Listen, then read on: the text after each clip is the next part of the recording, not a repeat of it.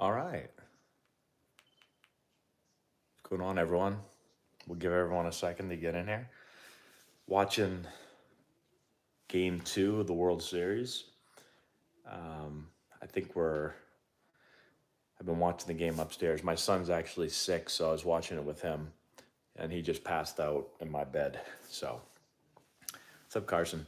So, I have watched pretty much the entire game so far, but we're going to start here. What inning are we in right now? Are we in the top of the fourth now? Is it top four already? No, it can't be top four already, is it? It might be top four already. What's up, Joseph? Hi, Adrian. Maz, man, what's going on? What's up, Aiden?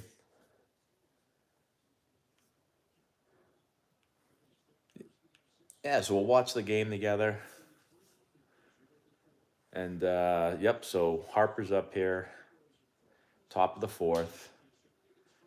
Astros came out swinging at everything.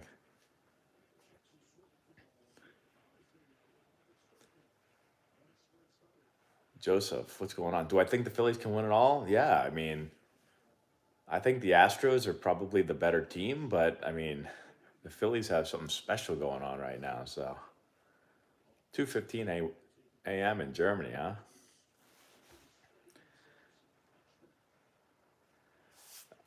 I got nervous in all games. Like you always have a bit of nerves. Not so nervous that you can't play, but you're always a little nervous to play. Roy, thank you so much for the super chat. I really appreciate that. It's very kind of you, and I'm glad that I've helped your son. Tell him I said good luck. I'm a Harper fan. I think Harper's a stud. I don't really care who wins. Um, I guess I'm probably pulling a little bit more for the Phillies. But, if the Astros win, it's not like I'm going to go cry like I do when the Patriots lose. Let me know if I'm ahead of you guys or behind you guys when it comes to this. So I'm going to once this pitch is made, I'm going to let you guys know and let me know if I'm behind, ahead. So Bryce just called time right there. So let me know who's ahead of me, who's behind me, or if maybe we're right on time.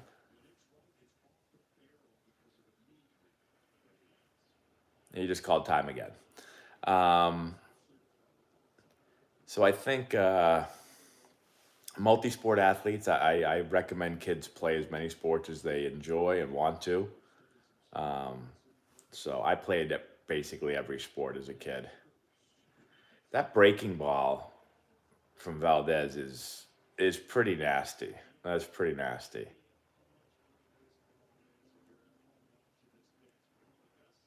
Oh man, that is just a hard breaking ball.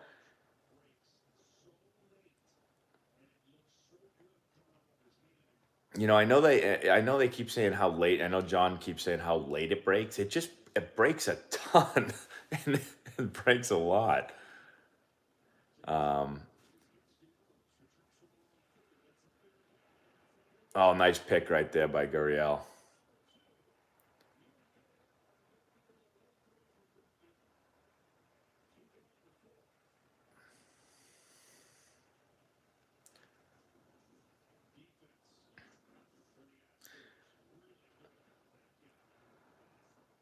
Good pick.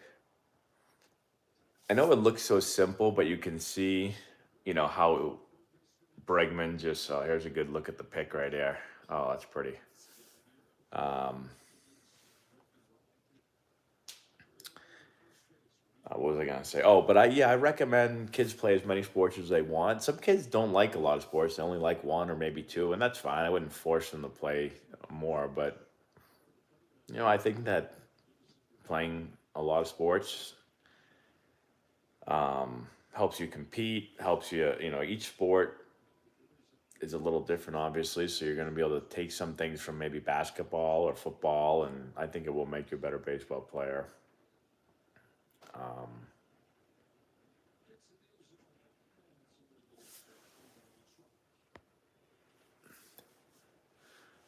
Gennaro Carrillo. Thank you. Could everyone give the video a like? I'd appreciate that.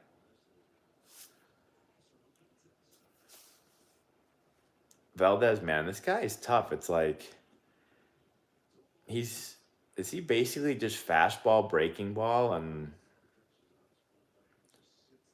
it's just hard to hit that breaking ball.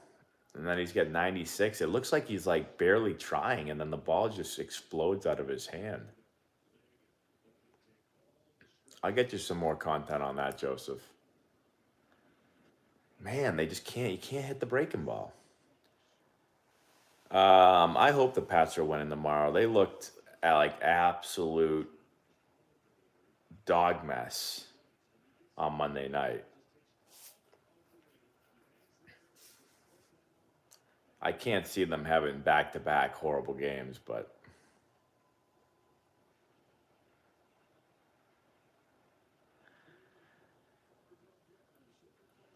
oh, it's a great receive job right there. It's a tough pitch. I mean, it's too close to take with two strikes. Here's the thing, I was just, hold on one sec. We got this, I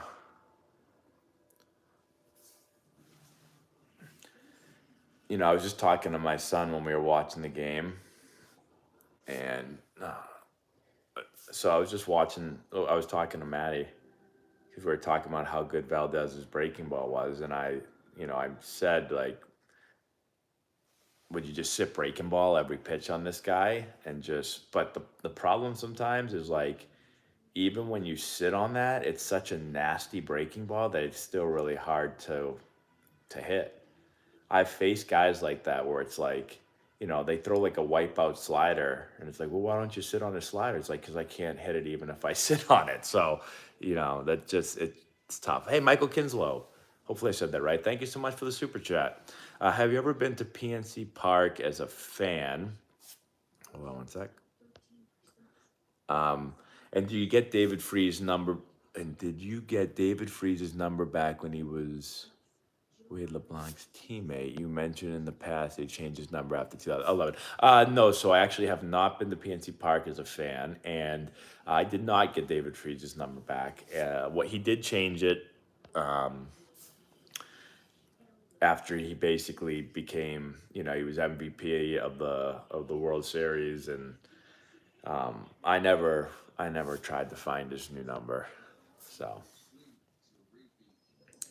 thank you. I appreciate that. Facility, it does look good. Hi, Henry. What's going on?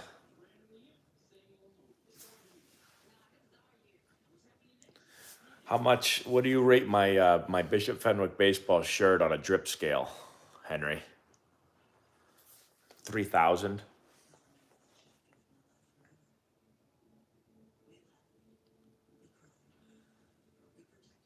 Yeah, it's interesting. Like with Valdez, only two pitches really, fastball, breaking ball. But it's like, I mean, I've seen so many swing and misses on breaking balls tonight.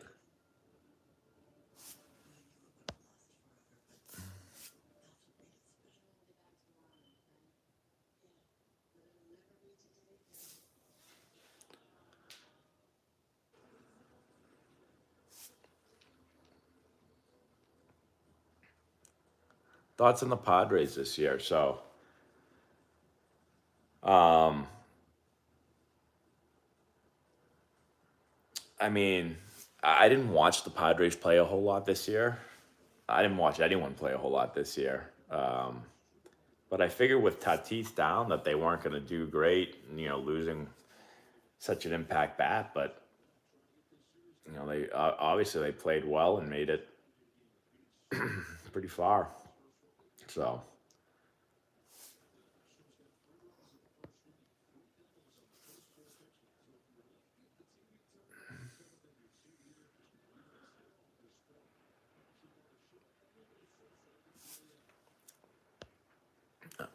Coach, I told my son is just to focus on the top of the ball, but he does seem to be very picky with selections. I tell him be more aggressive down in the zone. Um, well, I mean, I think,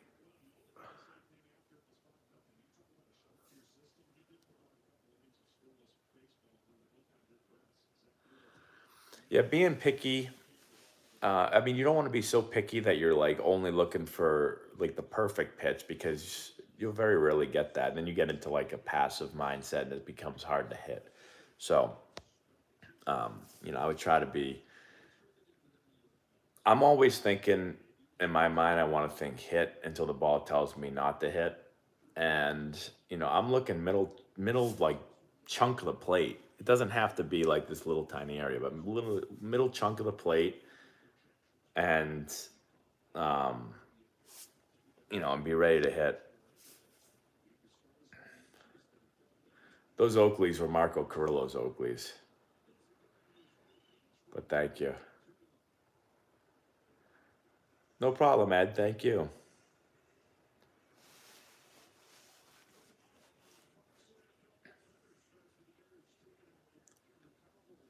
I do like the Astros jerseys. I mean, they're fine. If you look at our Antonelli baseball logo, it's very similar to the old Astros logo, just um, a little bit different. But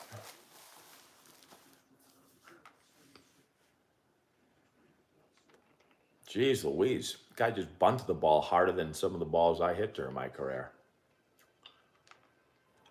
He tried to bunt a double right there.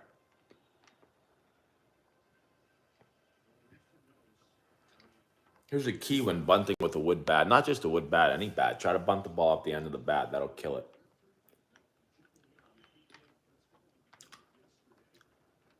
My favorite World Series memory have to be the ooh, have to be the Red Sox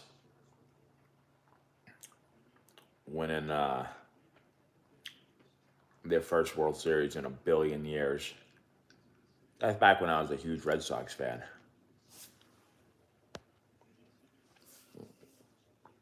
Yeah, that happens a lot, Henry.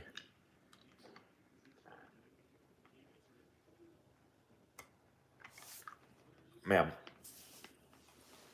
Zach Wheeler's got some nasty stuff too.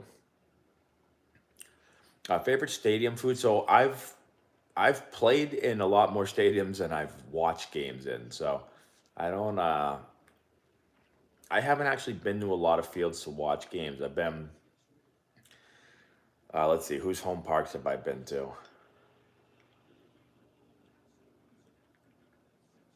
I've been to the Phillies, Red Sox, Reds.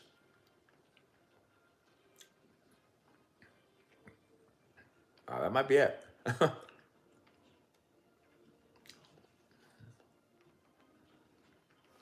Judge to LA, you think so? It's going to be interesting. He's going to get a lot of money. I know that much.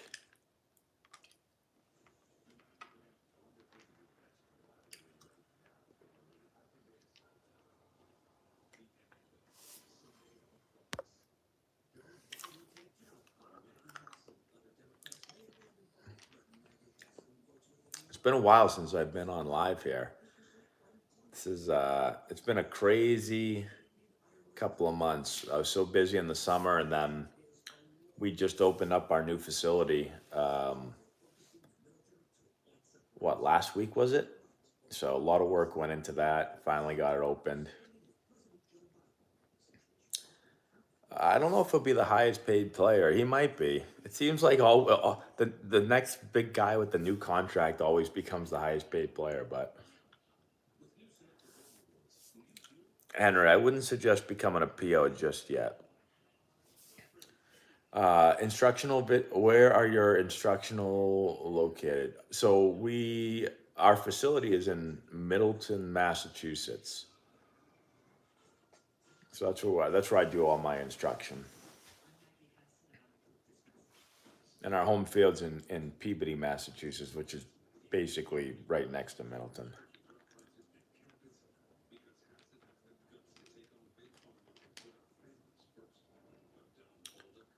Oh, that's pretty cool. Yeah, I'm rocking my Bishop Fenwick baseball shirt today. I seem tired. I'm never tired. I was at the baseball. I was at field coaching today for, let's see, got there right before 9 and left around 6. So did 9 straight hours of coaching, which actually doesn't feel like a lot at all. Coaching baseball does not get me tired. And if these people, these bots or whatever they are, keep coming on here, I'm gonna get upset.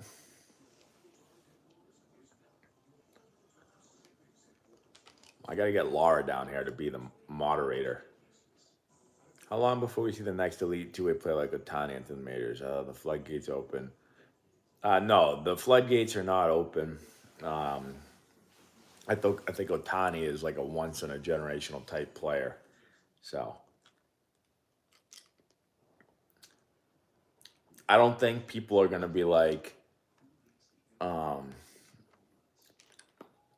like I don't think baseball is gonna be like, oh, we should try to get more two-way guys because it worked for Otani. I think Otani is just an absolute freak show, and so there's just not a lot of guys. There's no guys like that.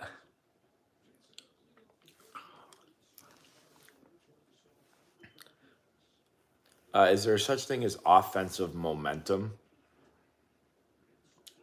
Um, yeah, momentum's an interesting thing. It's like things happen in baseball and all sports where, just based on the numbers, like it's the same thing as a hitter. Sometimes you go for 10, you feel awesome, but you go for 10. Sometimes you go 8 for 10. Sometimes you go 3 for 10. And so you just look at the numbers and like, same thing with hitting. Like that guy gets a hit there, it's a ground ball, it just gets through. If this guy swings and, like, is this guy any more likely to get a hit right now because the last guy got a hit? I don't really think so. Like, are there emotional things that happen to certain players that maybe like so?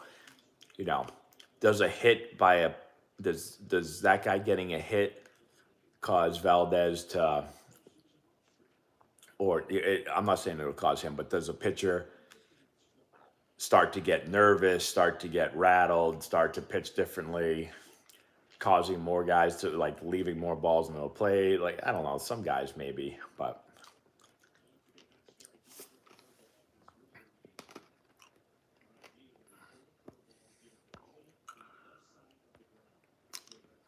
oh, thank you.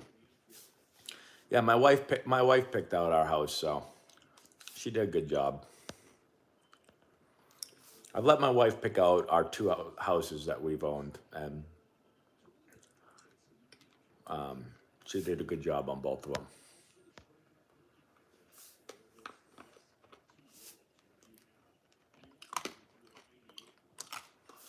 Will Tani eventually switch to only hitting a pitching? I mean, he's so good at both. I don't think he's going to do so anytime soon.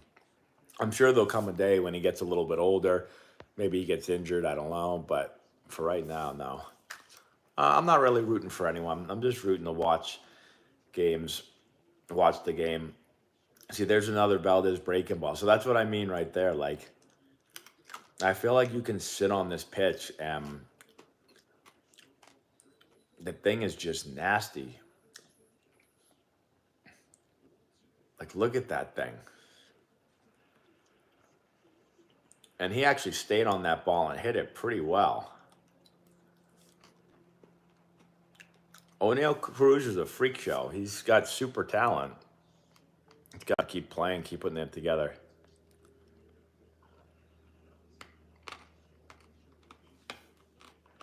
Hey, thanks, Alex. Woody's, I appreciate that.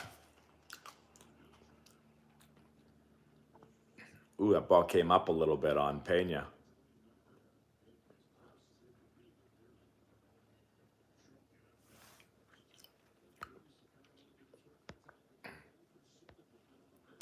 Matty Jr.'s sick. He's been sick for like 4 days now.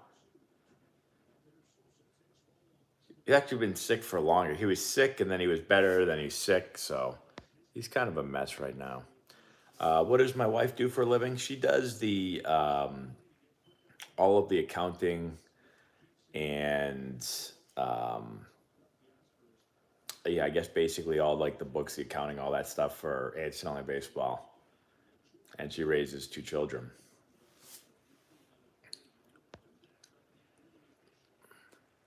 which many people say is the hardest job in the world. So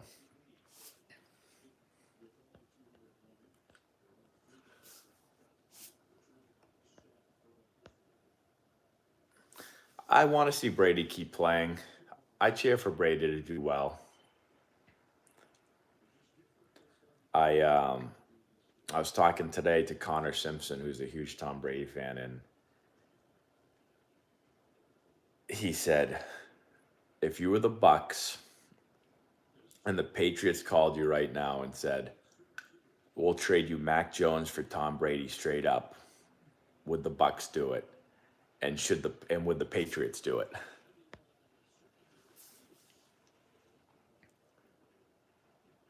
What would you do?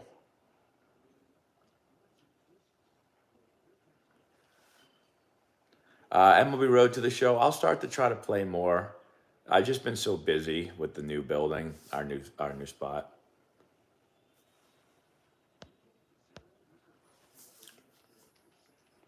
Henry, you don't have a girlfriend. Oh, that was the first bad breaking ball I saw him throw. Yeah, roofing in Texas in the middle of summer does sound like it's pretty hard, but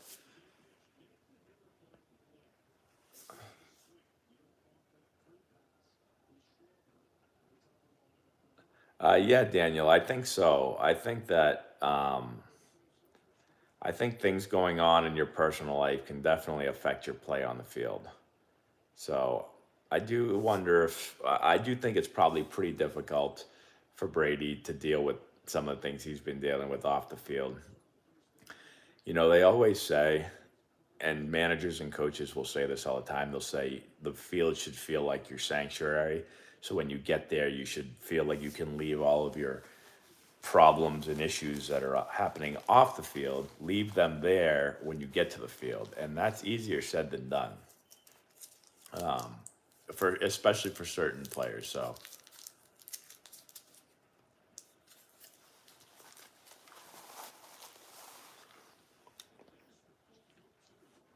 that's a nice pitch right there, 96. And if you can go that breaking ball to right-handers and then fastball in at 96, like good luck. Good luck hitting that. Advice to freshmen getting the cold shoulder from upperclassmen.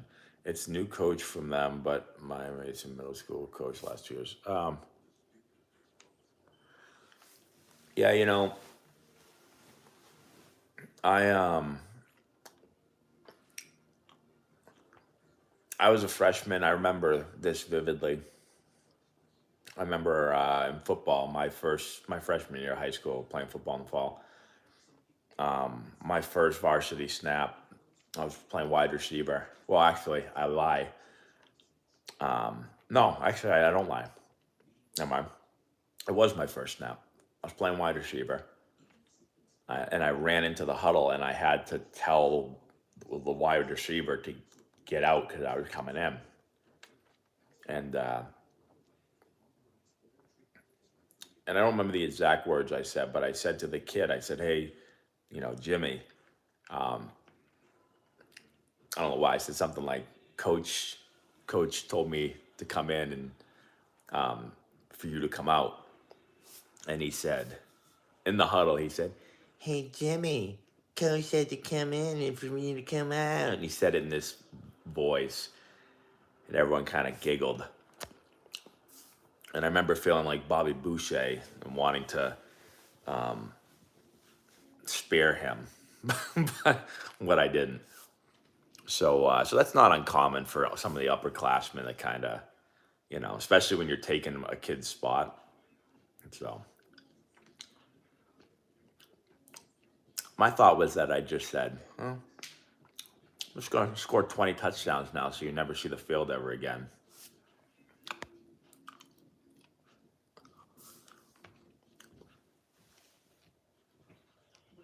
When you played in the NL West in 2008, did you root against the Dodgers in the playoffs? No. I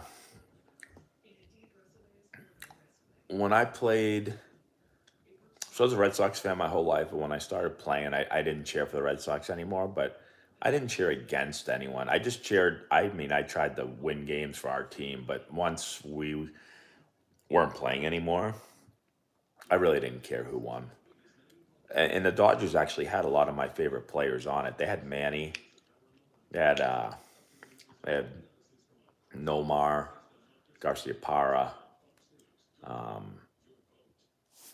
Like Manny was my favorite, one of my favorite players of all time, and Nomar was too. So I wasn't cheering against them.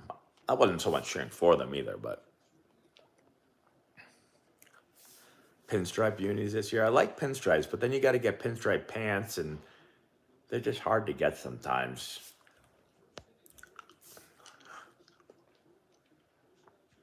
I don't know why players from Canada are not international.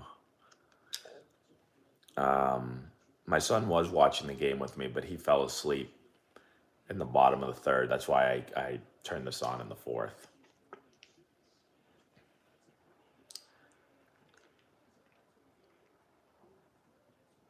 You know, it's like there's an example right there with Altuve, because baseball is such a weird sport. You know, he came out in the first and he swung first pitch fastball. It kind of got around the ball a little bit, but hit the double down the left field line. And then, you know, they asked him, "Is that going to get you going?" Right? And I don't remember what he did actually in the second at bat. I think I might have missed it. I think I was brushing my daughter's teeth. And now here he kind of just reaches out and just kind of hits this ground ball and he just sneaks it through. That could have easily just been like it could have been a ground ball right to the shortstop. But baseball is so funny because now it's like, oh, he's on fire, like he's getting going. And if that ball was hit, just a few feet more to the left, it's a routine, easy ground ball.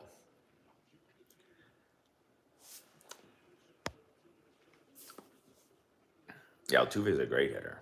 I mean, the guy's been. Oh, my son's coughing right now. I might have to run up and check on him. Laura's checking on him right now.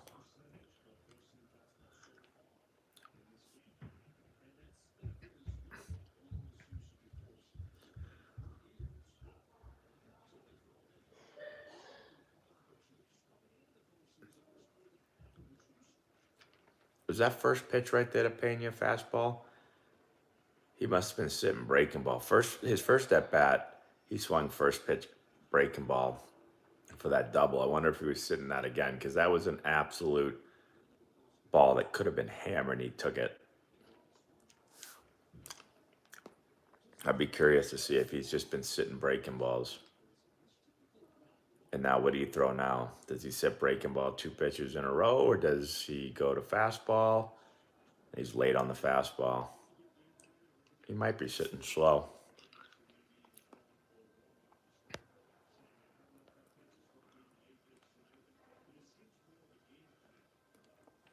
How starstruck was I when I faced Greg Maddux? Actually, I wasn't really starstruck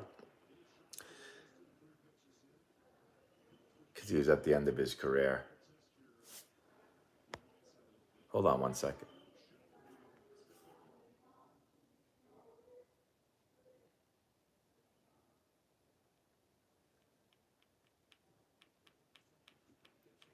Ooh, and then he chased break ball. That was a rough at bat for Pena right there. He went he went fastball down the middle, take breaking ball, or then fastball late, then breaking ball way off. Yeah, that's one of those like uncompetitive pitches where it's like they never even look like a strike, but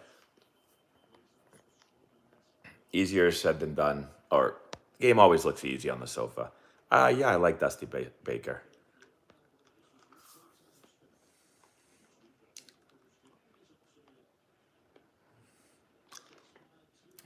No, I actually don't think that many players get hit on purpose, anyways.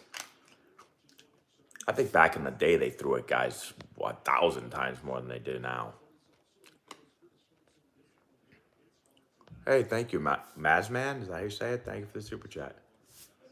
Yeah. Okay. All right, everyone. I'll be right back. My wife needs my help, but I have my son coughing, so probably back in a couple of minutes if everyone wants to hang out here for just a few minutes, watch the game. I'll be right back.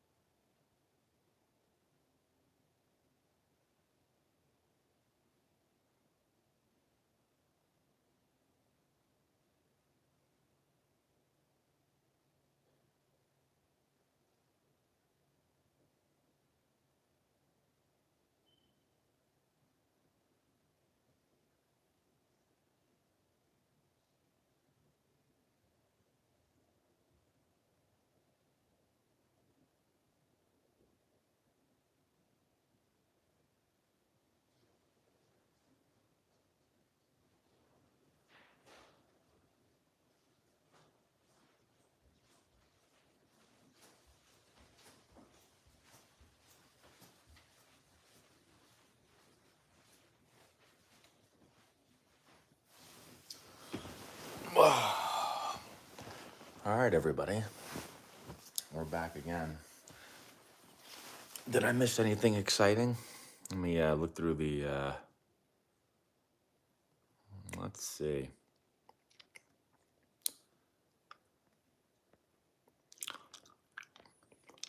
Oh, Mar 15. I'm at CC's Pizza and already farted twice. It's actually not bad. I figured you'd fart more than that. In case you're new to the stream, Mar 15 has every single one of his super chats is about farting. And CC's Pizza, there's a CC's Pizza in Winston-Salem where I went to school at Wake Forest. And you could go in there back in the day and pay like $5 and get like all you can eat pizza. And they had these like cinnamon buns. I mean, we used to go in there and literally eat probably 5,000 calories. So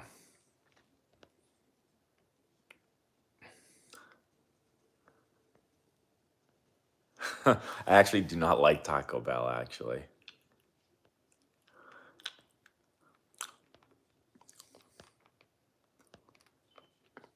Happy Halloween, Emery.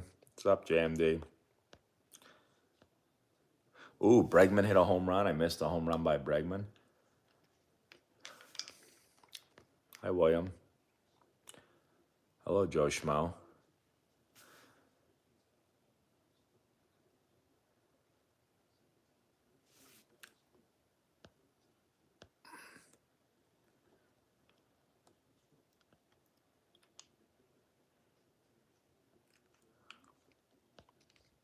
Hello from San Diego. I wish I was there.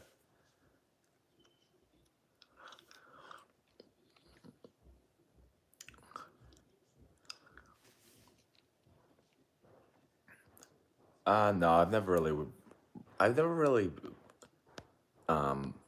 like, rooted for teams since I started playing. I just root for players. So I want players to do well, but I might be the reason for that, yes.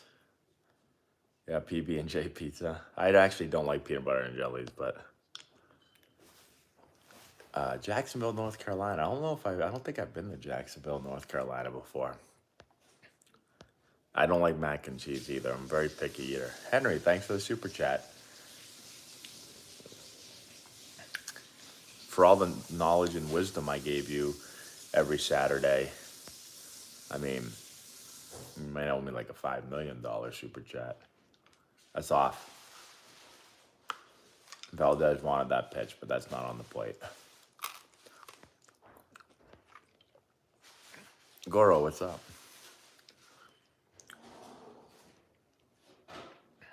I just missed. The best thing about, well, not the best thing about being in the major leagues, but one thing is like that pitch right there, and even that pitch was a little bit further off. But the thing about the major leagues is that there's so many times I took a pitch and I'd be like, oh, that's a strike. And they'd be like, ball? I'd be like, oh, okay. Because in the minor leagues, the zone is just a lot bigger. In the big leagues, if it doesn't hit the white, they don't call it a strike. I mean, they do sometimes, obviously, but a lot of times they don't. Kyle Rawson, thanks so much, super chat. Do MLB players have swing issues during the year? Tons of swing issues, yeah. Guys all the time. I mean, sometimes you're in a slump, you're not doing well just because that's baseball, but sometimes your swing gets screwed up. And it's just how quickly can you get your swing back again. But if you went right now and talked to guys on both teams, there'd be certain guys that would be like, yeah, my swing feels terrible right now. I mean, he missed that breaking ball right there, looked like by 3 feet.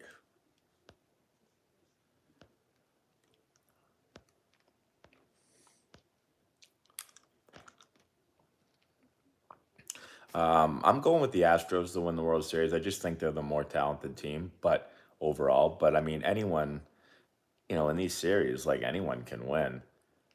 All right, so he missed one breaking ball by a mile, and then he rips that breaking ball right there.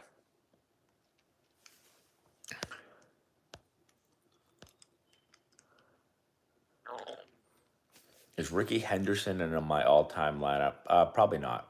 Great player, but if I could pick anyone, probably not.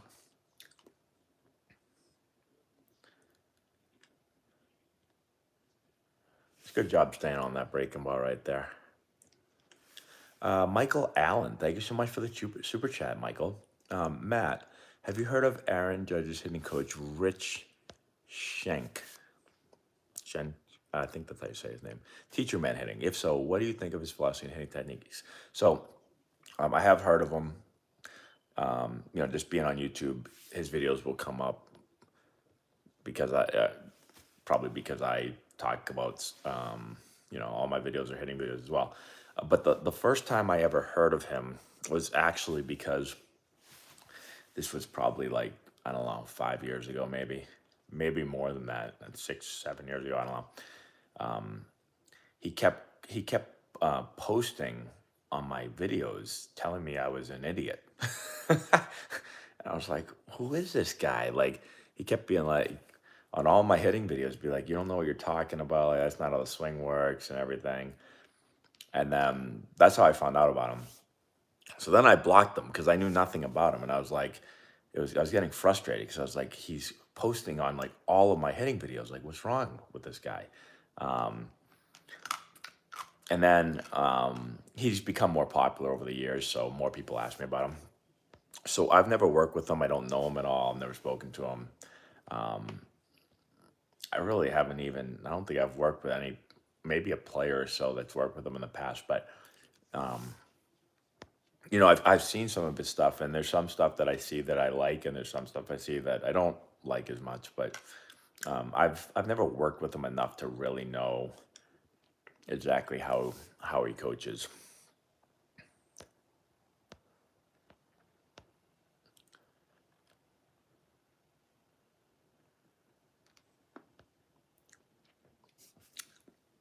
But I do. I mean, the only thing I know is he was really mean to me. He's really being mean to me in a lot of his comments, which I didn't appreciate. But my thing's always been, I say this all the time, because the same thing happened with Jeff Fry. Like, Jeff Fry likes to try to tear everyone apart, and I'm like, you know, I think it's strange when people go on YouTube or wherever and they like are putting negative comments on like video after video after video after video after video. I'm always just like, just teach whatever it is you want to teach, but why are you going around screaming at everybody, That's like me being a hitting coach for my team. I'm a high school hitting coach or college hitting coach, whatever, and I'm going to go around yelling at all the other hitting coaches that they don't know what they're talking about. Like, if I'm the hitting coach for Fenwick or I'm playing a team and I think that their hitting coach isn't good, I'm not going to be screaming and yelling at him and telling all his hitters he stinks. To coach my hitters.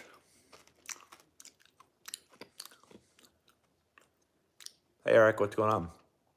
Where would you rank Frank Thomas? Frank Thomas is an amazing hitter. Among all-time DHs, I'd have to go through it more and look. But, I mean, the guy absolutely raked.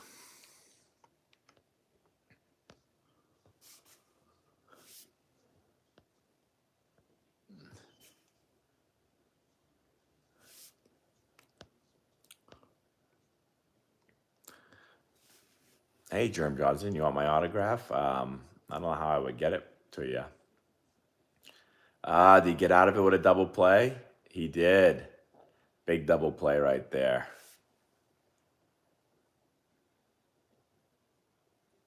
All right, Henry. See you later. Go talk to your girlfriend.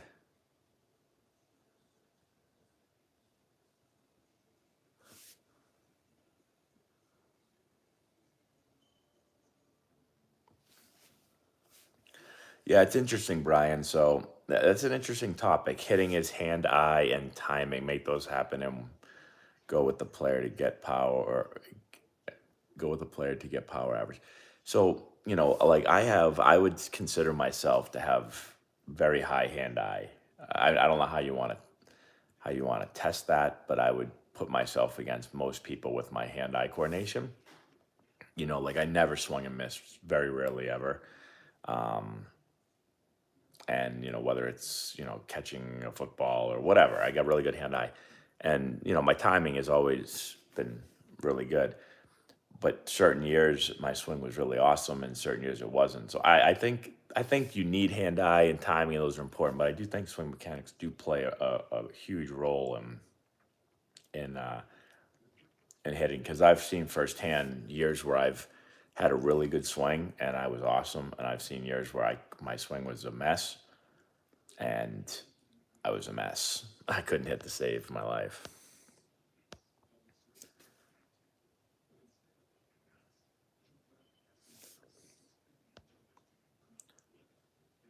Tony Gwynn was great. Oh, I missed the super chat. Sorry. Goro, thank you so much. Did you ever play in Wrigley during your career? What do you think of it? Got an all-time favorite stadium. So, unfortunately, I've never played at Wrigley.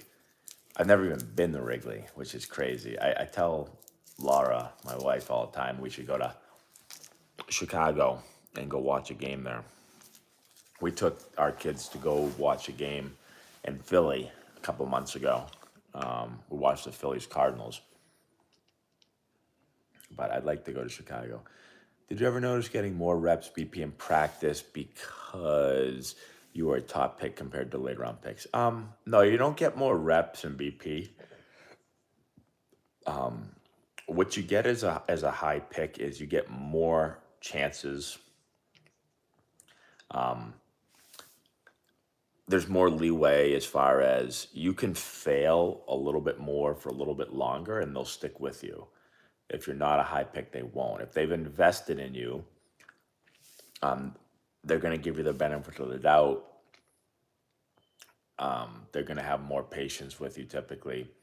If you're not a high pick and you don't do well, some guys get one chance, you don't do well, see you later. So that's what helps being a high pick.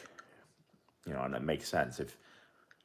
If you invested millions of dollars in somebody, you're not gonna, kick them to the curb if they struggle. You're gonna give them time to figure it out. If you've invested nothing in someone and they struggle, it's very easy to just say, well, get out of here, give me someone else.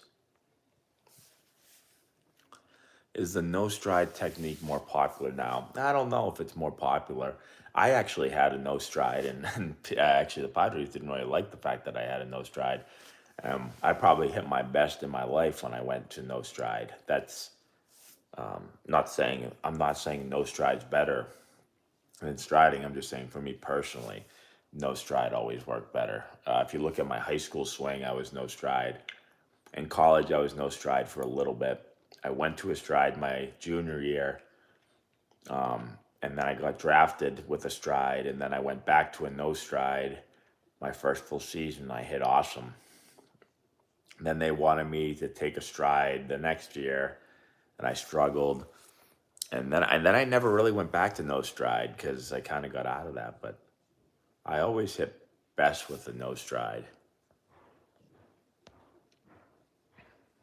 Hey Patrick, what's going on? I'm not really comfortable right now. Hold on. Okay. Is he sleeping?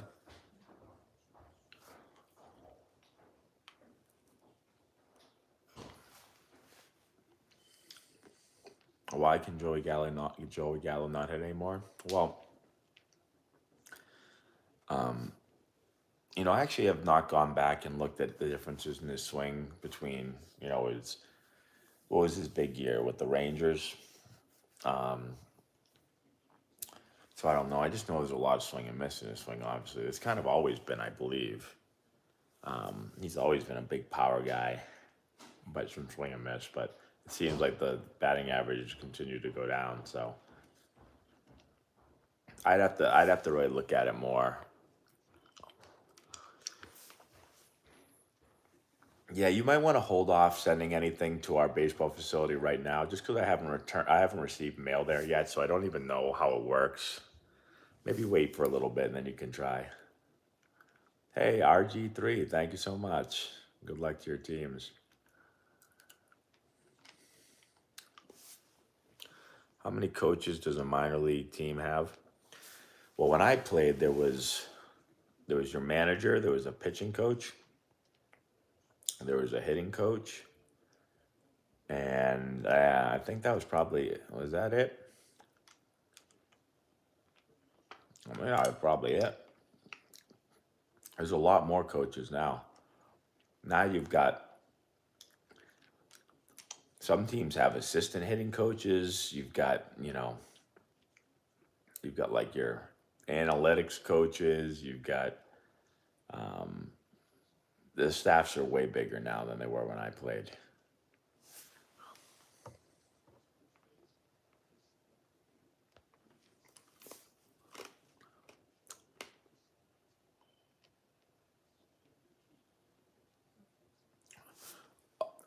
Oh no, I don't think every player needs the exact same mechanics. I don't think you have to cookie cut, but I do think there's certain things that a lot of good players do.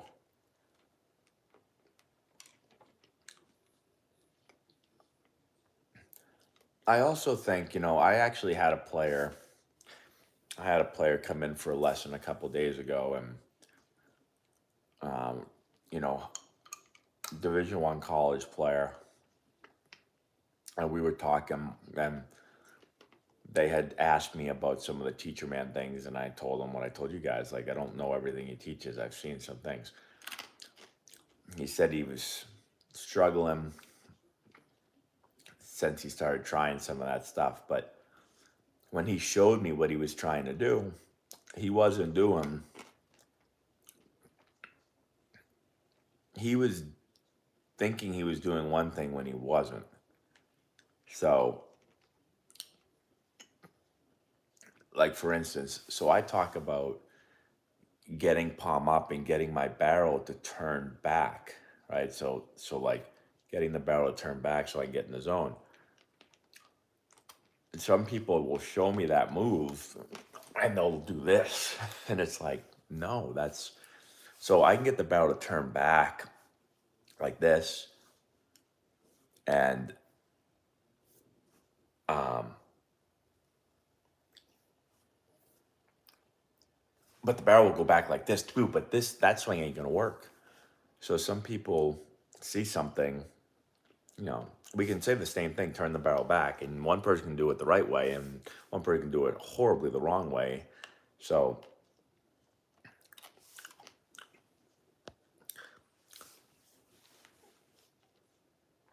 I see people all the time watch a video of mine, and they say like, oh, I'm doing that thing that you said in the video, and I'm like, no, you're not. Like, you might think you're doing it, but don't do that. So,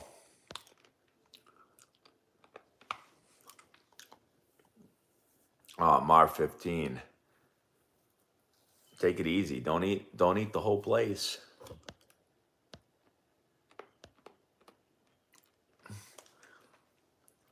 Arthur, it's a great question. I never had my own personal hitting coach. I only worked with the coaches that I had with the Padres until my swing fell apart and I felt like no one could help me. And then Sean Wooten, who I learned a lot of my hitting stuff from, he kind of became my hitting coach outside of my Padres coaches. And what he said was vastly different from what I was hearing from a lot of the Padre coaches. He was the first coach to kind of really explain a lot of hitting things to me. A lot of things that I continue to teach today. So yes, and actually, I had to rebuild my swing a couple of times. Laura, Laura had a message. I don't know if that's really from Maddie or not. Hopefully, he's sleeping. So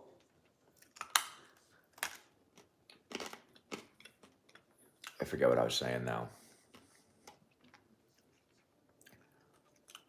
Oh, I had to rebuild my swing multiple times throughout my career, and the first time I really tried to rebuild it, it was Sean.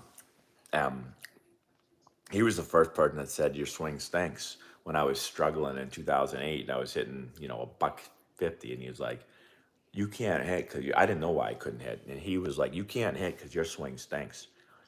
And I was like, really? He was like, yeah. And he showed me video. He showed me a bunch of hitters and he showed me bat path and he was talking about all this stuff that I'd never really heard about before at that time. And he was like, you got to do this and this, like, you got to get your barrel in the zone better. You got to have, better bat path. And so we started working on it. And then I started hitting really well. And that's when I got called up. I think I hit like 300 the last month of the season. I hit like, I think 5 homers and I only had 2 for the first like 4 months of the year. And then I went to the big leagues and then they kind of changed my swing again. They wanted me to get my feet closer together and take a big leg kick and all this stuff. And I just felt horrible. And 2009, I didn't do well again. I got hurt a bunch. And then I worked with Sean in the offseason of '09 going into 10. And Sean said again, he's like, your swing stinks, man. Like, you're not going to hit again with that swing. So we started working.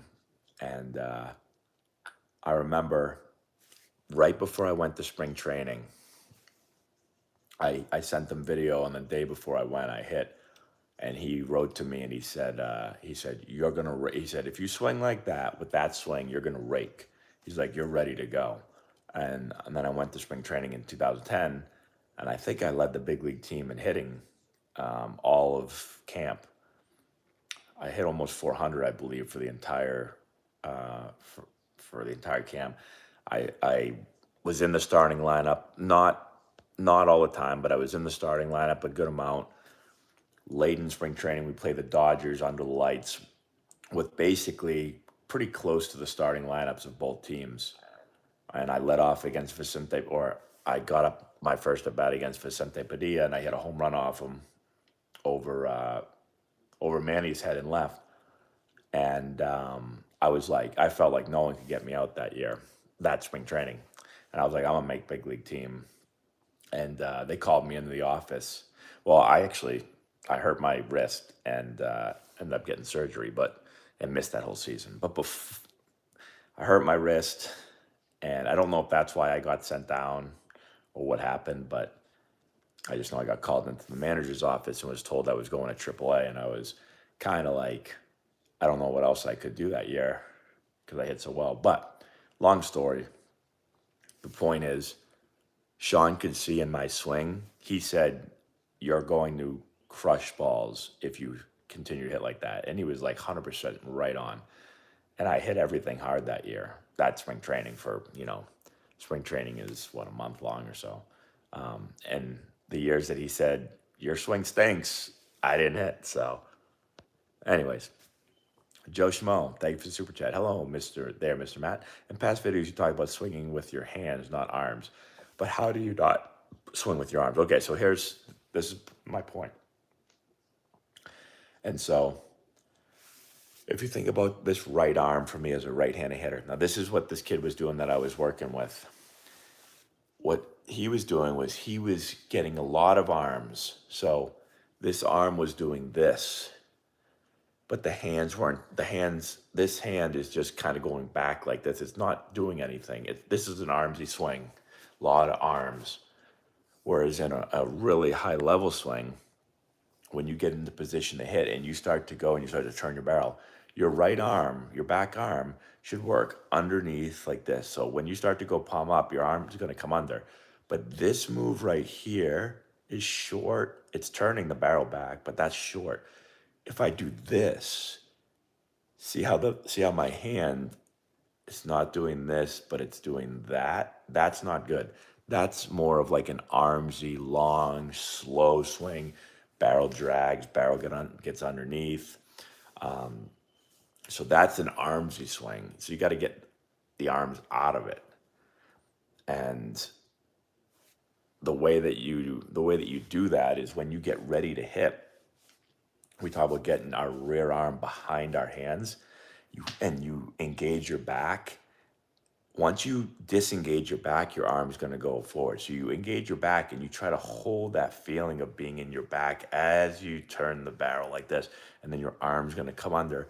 So this is a different swing than this. I know I'm exaggerating a little bit, but there's a nice hit in the gap.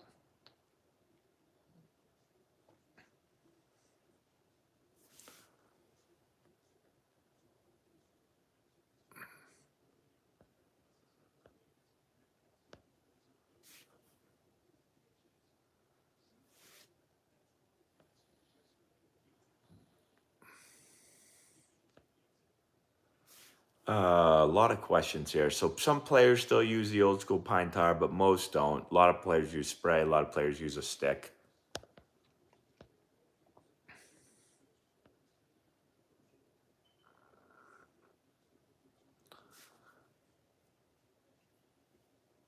Well, the tough part about every player having their own personal hitting coach is there's not that many hitting coaches, especially that many good hitting coaches.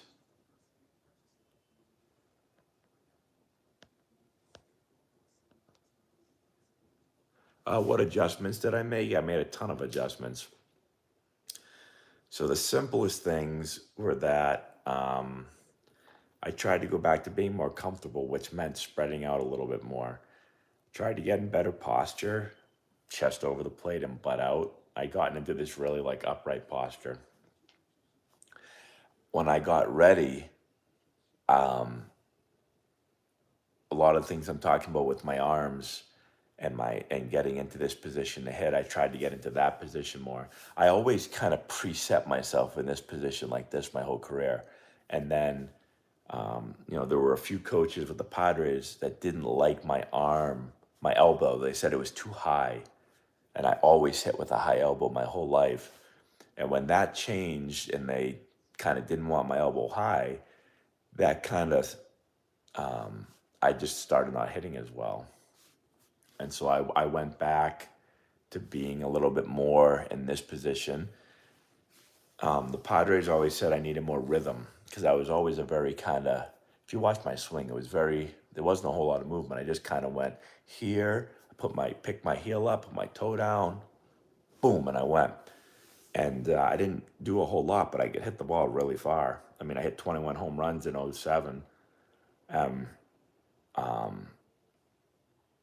I had a lot of power, but they didn't think I had enough rhythm. So they tried to get me to stand up and have more rhythm. But I felt like when I did that, that just doesn't feel like me.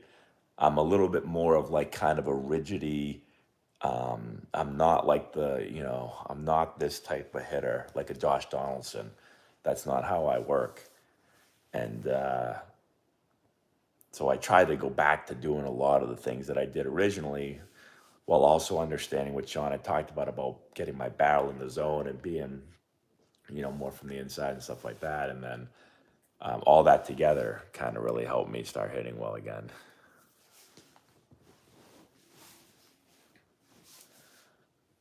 Any advice for someone who wants to open their own baseball facility one day?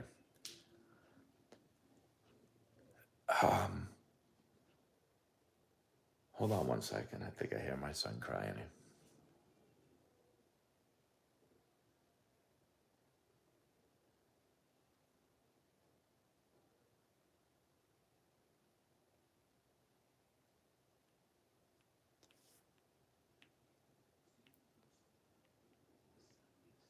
He's been really sick. It's crazy, like just like crazy temperature, crazy fever for a long time. Um,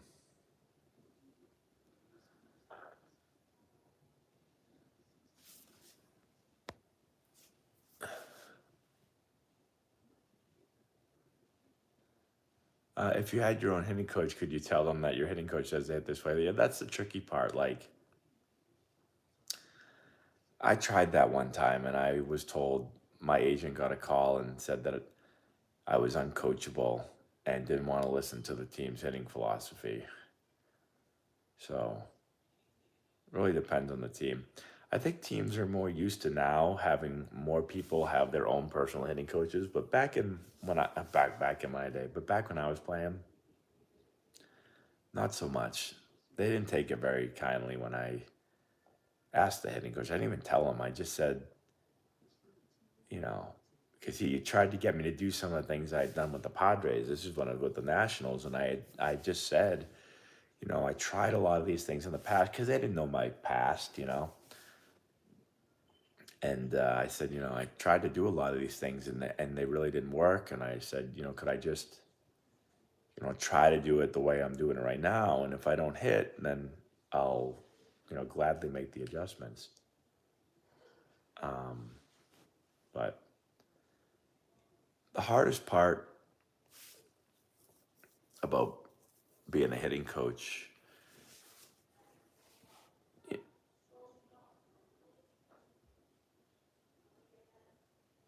um, sorry, I can hear my wife giving my son medicine and he's not taking it. I might have to run upstairs and help in a second. Um,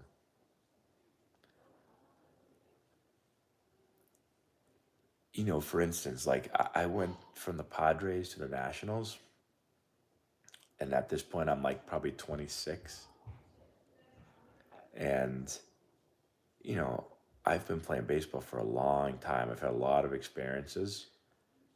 I've worked with probably 100 hitting coaches at this point. I've tried things, I've liked things, I haven't liked things. Um, and, when I was with the Nationals, very quickly, like on like day 2 or 3, the hitting coach was telling me to like do all these crazy things. All right, I'll be back again. My son is not taking his medicine, so I'm gonna go try to help out. See y'all in a few minutes. We'll continue that story.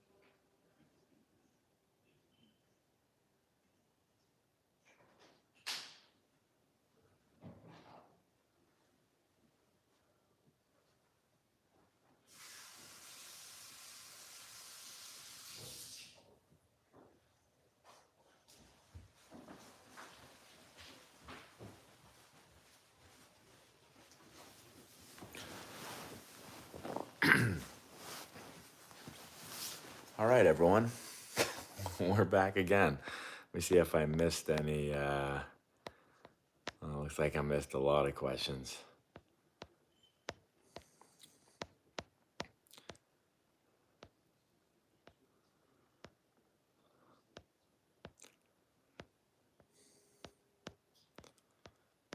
All right.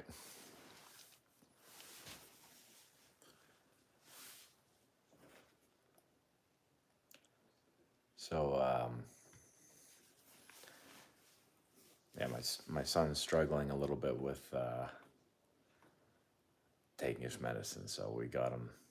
I shouldn't say we got him. I just laid with him. Laura got him to finally take it slowly. The guy throws absolute fuego. What do I think about the football curveball? So what do you mean by the football curveball? Like just kind of like this right here?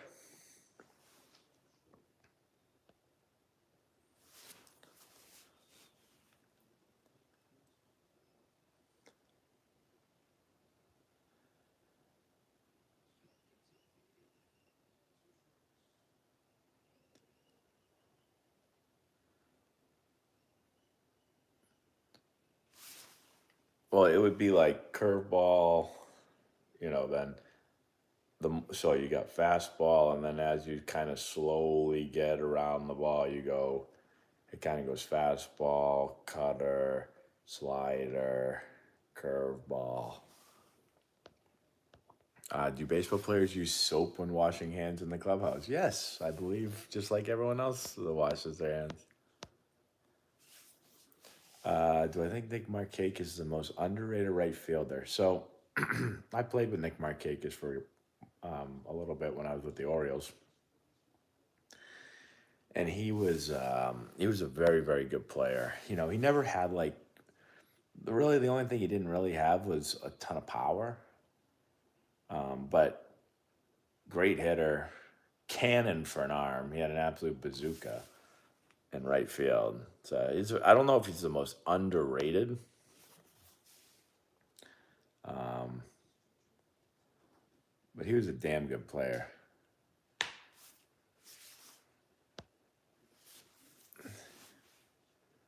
Do guys under equipment contracts use batting gloves so it shows on TV if they wouldn't normally use them? Well, yeah. Well, I mean, whatever whatever you sign, whatever deal you sign, you have to wear their equipment. So, I mean, I had like a Nike contract, so I had to wear Nike batting gloves, Nike cleats, originally a Nike glove, but I've got videos on how that worked and how I got out of that. But so what I signed was called a head to toe deal. So everything had to be Nike that I wore. Do players deal with anxiety? I think every player deals with different amounts of anxiety. I've played with some players that had crippling anxiety that actually, it really affected them. You have some players that really don't deal with any, but I think most deal with.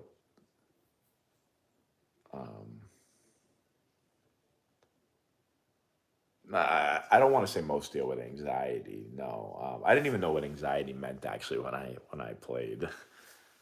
But I think everyone has some nerves.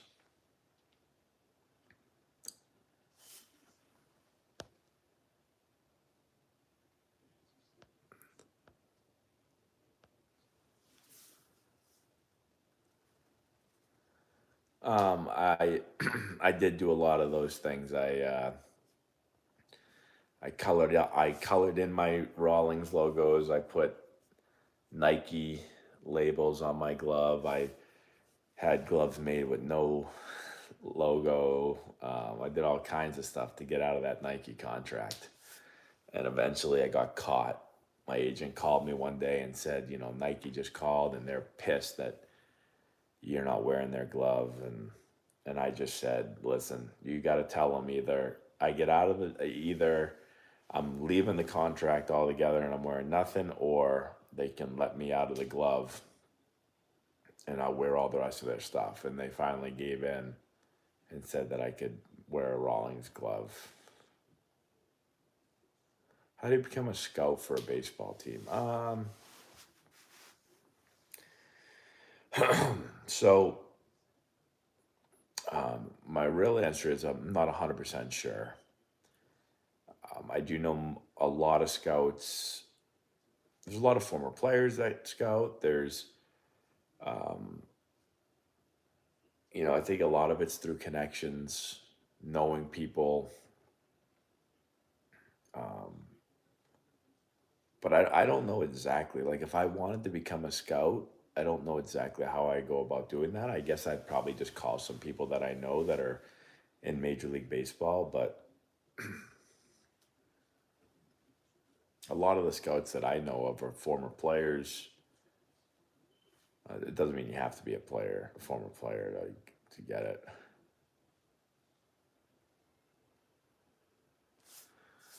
We are done with the fall. Hey, what's up, Joe? We finished our last fall ball today. Was the last day of fall ball.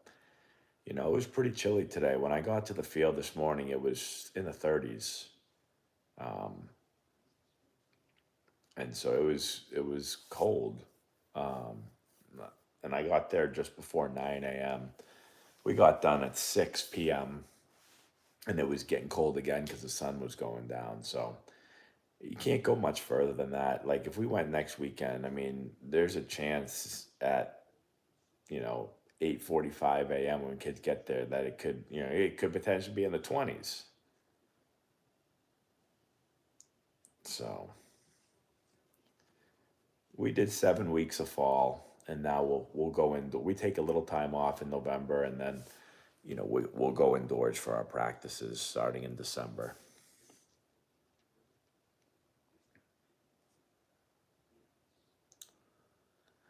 Yeah, so that's a good question. Like, when you have like the Philly scout team or like the White Sox scout team, I'm still not 100% sure exactly how, that affiliation works. I do not play softball, no. They try to get me to go play, but I won't.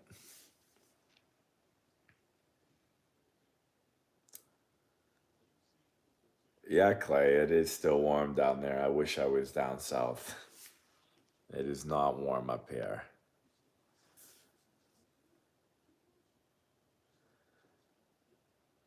Do you see any negatives in coaches leaving pro ball? Yeah, so there are coaches that leave pro ball. So here's the interesting thing is, like, everyone thinks that all the best coaches are in pro ball and that everyone aspires to be in pro ball and all this stuff. Like, that's not the case. There's lots of really good coaches at all levels. I've seen some high school coaches that are great coaches. I mean, I'm a high school coach and I've been offered a lot of pro ball coaching opportunities. I've taken none of them, and I coach in high school. And it's funny, like, a lot of people will say to me, you know, do you just gotta, keep coaching and hopefully one day you'll get, a chance to coach again in college or pro ball. And I'm like, no, that's not like, I got offered a pro ball managing job the year after I got released out of playing. So I could have went right into pro coaching, but I chose not to. I went into college coaching, and then from college I decided I didn't want to do that. I went into high school coaching. So there's really good coaches at all levels, and people don't understand that. Sometimes people think it's like, as a player, like, well, college players are better than high school and pro ball players are better than college. But when it comes to coaching, there's so many things. So you wrap that around the pole. Wow, back in the ball game. When he first hit that ball right there, I thought that was going to go foul. That was a bomb.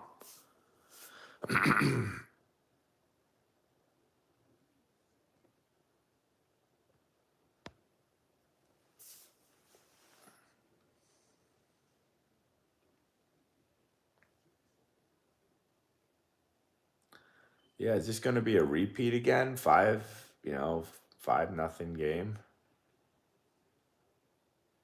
They said foul ball? Yeah, foul ball.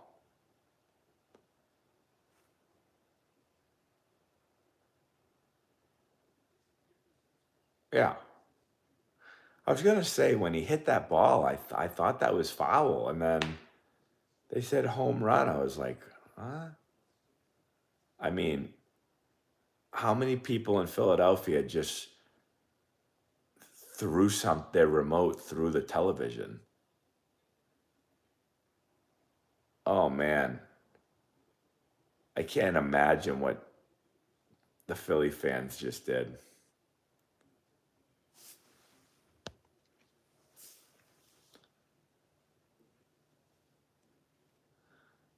Um, so again, like when it comes to coaches, like, do I think it's a bad thing that not all the best coaches are at the major league level? I don't know. I mean, I'll say this about pro coaching. Um, Coaches at the professional level, like I've been offered coaching jobs at the professional level, both managing and coaching jobs, and the pay is horrendous, like horrendous, horrendous, horrendous.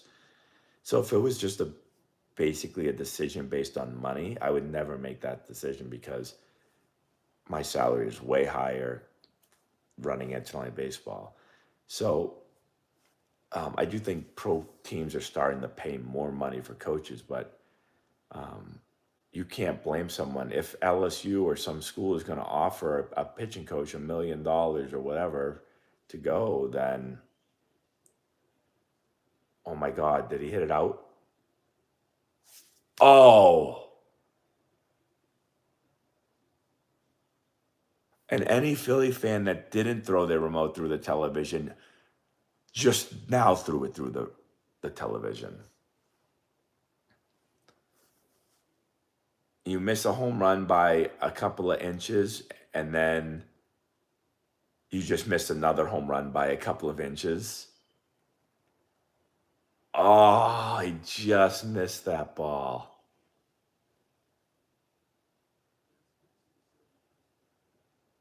Ah, that's crazy. That stinks.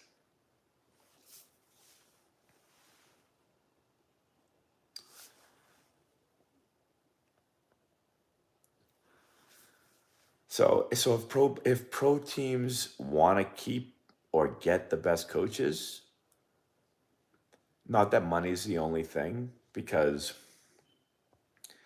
when I've gotten offered these jobs, a lot goes into it. So some of it is salary, obviously, because everyone needs to make a living and earn money. Um, but a lot of other things go into it. Like, when I was getting my first job offer, my wife was pregnant with our first child. So that goes into it. Like my travel is going to be a lot more now. One of the reasons I got out of college coaching was I was traveling a lot. I was away from home a lot. My son was born at that time, and uh, I felt like I was never home, and I wanted to be home more. So that goes into it. Um, one of the best things about what I'm doing now is I can kind of make my own schedule. So, like on Monday's Halloween, and I took off the day from baseball. I'll still work. I'll work from home. I get lots of emails. I'll do stuff. So I'm not taking the whole day off of work, but I'm not going into the facility. I'm not doing that because I want to be home and I want to do trick or treating and I want to do all that stuff. And so I just took it off. If I was coaching college or doing something else, I might not have that ability to do that. So that's one of my favorite things about what I'm doing now. Obviously, I enjoy coaching kids and stuff, but I like that I am in control of my own schedule a little bit more. Yeah, man, me with the hat and me without the hat, I know. How much you travel ball coaches make? Very little. Nobody coaches travel ball to make a living. Oh, Pena's. Oh my God.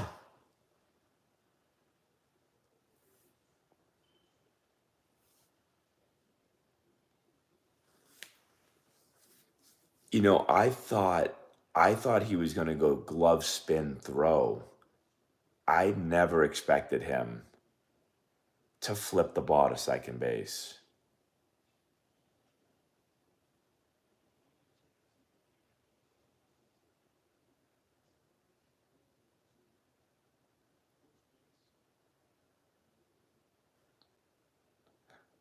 Well, I mean the toss,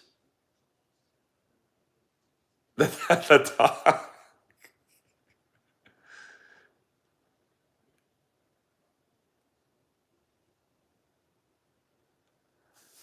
So that's an interesting play. Like usually you're going to communicate there, 2-2-2. You know, you're going to talk.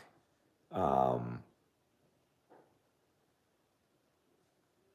I don't know if I've seen that before. I've seen a lot of baseball. Like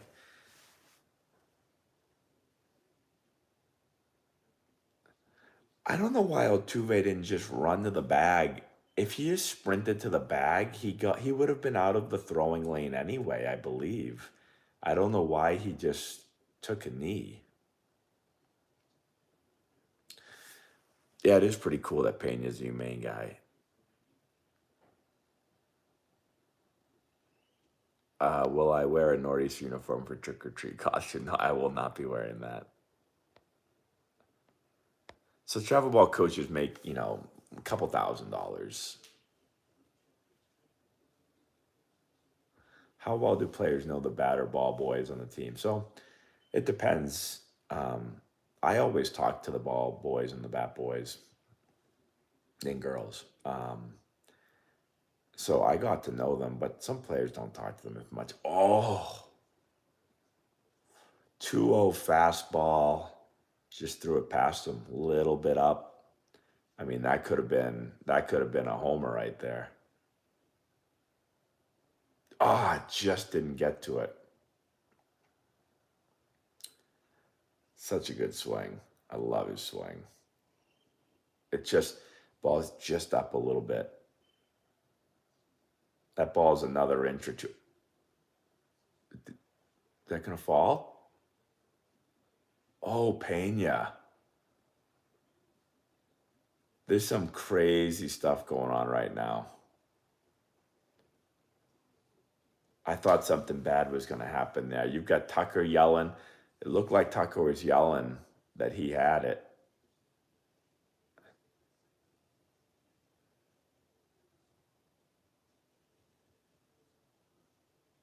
Wow, that was a crazy inning right there happening.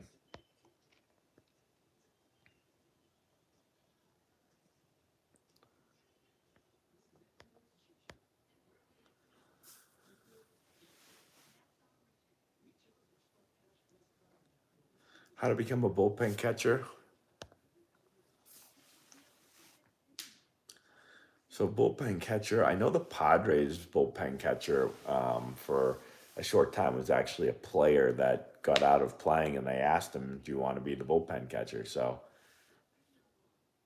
did you guys just get the Antonelli cheese shop commercial? Because my favorite thing to do, which I wasn't looking, I just saw the end of it, but when they say, "We're the Antonellis," I every single time I watch that commercial, I have to yell at the TV, "No, we're the Antonellis." And I do it every time. I don't know why. I can't watch the commercial and hear that guy say, "We're the Antonellis," and not say that.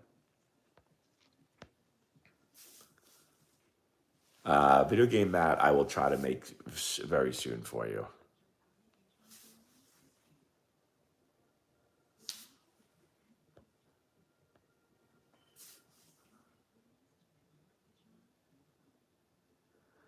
Oh yeah, high school coaching. Yeah, I mean, the interesting thing about high school coaching, it is so fun to do. Um, But yeah, you definitely don't coach high school for the payment for the money. I mean, I lose way more money coaching high school. That I mean, if you look at the amount of money you make, it's probably like $1 an hour, honestly, if you do the math.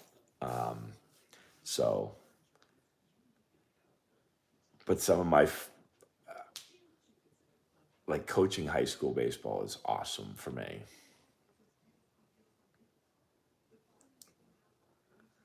Yeah, I am not related to the Antonelli cheese shop people.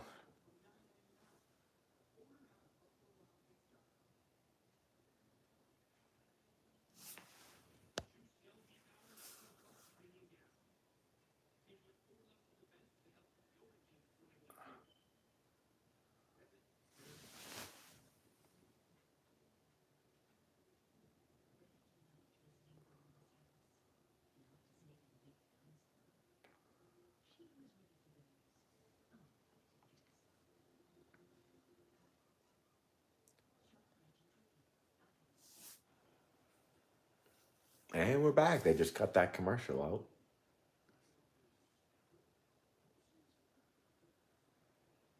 out. Yeah, I should. Not cheese shop time. Yeah, I missed the Bregman home run. That's the one thing I did miss.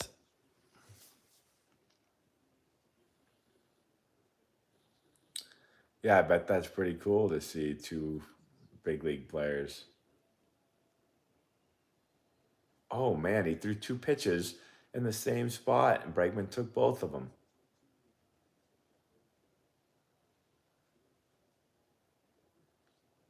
So you go fastball, fastball. I wonder what he's sitting on. Now they're gonna go away. No, he went back to the same pitch.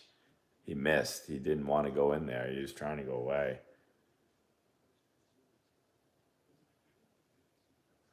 When you say cycling, do you mean steroids?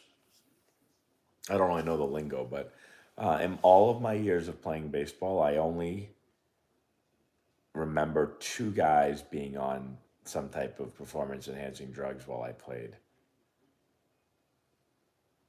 There's the away missed.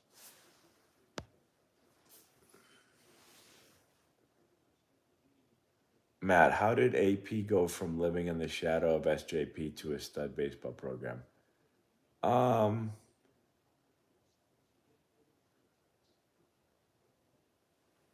so we played AP last year. I'll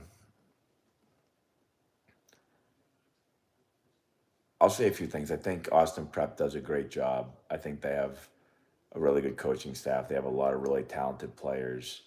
They have for a long time. People didn't give them a lot of credit because they were a D3 program and not a D1 program, but they're not I mean, they're not a D3 talent program. They're a D1 talent program. If you're in Massachusetts, D1 is the highest level when it comes to division. So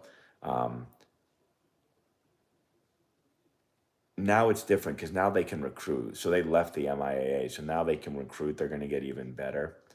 Last year was like kind of like a special year for them. That's the best year I think they've ever had. I mean, they had Blanco, who's now at Virginia. They had a left-handed pitcher that's at Stonehill now. They had a really good catcher. They had a really good team last year. I wouldn't say that they're like better baseball than St. John's Prep. St. John's Prep didn't have a good year last year. But now it's totally different now because St. John's Prep can't recruit and Austin Prep can recruit. So, and Austin Prep has just got a ton of kids to transfer in that are reclassing. So it's the dynamic is different now. They're going to be competing on a different level with teams probably more like Phillips Andover and teams like that. But they also, one thing that's helped them too is they built a beautiful field. Like their field is The best high school field, probably, it's probably the best high school field in Massachusetts, probably. It's amazing.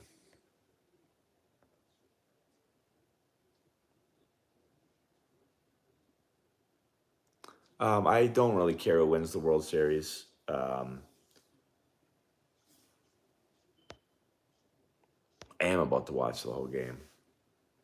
My throat's starting to hurt because I coached all day yelling at kids, and now I've been talking for a lot.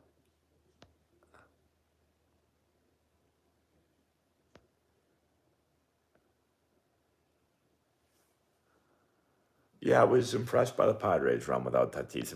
I talked a little bit earlier about that. Jake Paul or Anderson Silva. So I have no idea. I know. I mean, I actually just saw like a commercial for it or something. I have no clue. I don't watch any of that stuff. Would I rather be a one-on-one instructor or team coach? Team coach. I've played against Dusty Baker, but I've never talked to him before. So I enjoy one-on-one instruction. I enjoy coaching practices. I enjoy doing one-on-one lessons and stuff like that. But nothing beats coaching a team, in my opinion.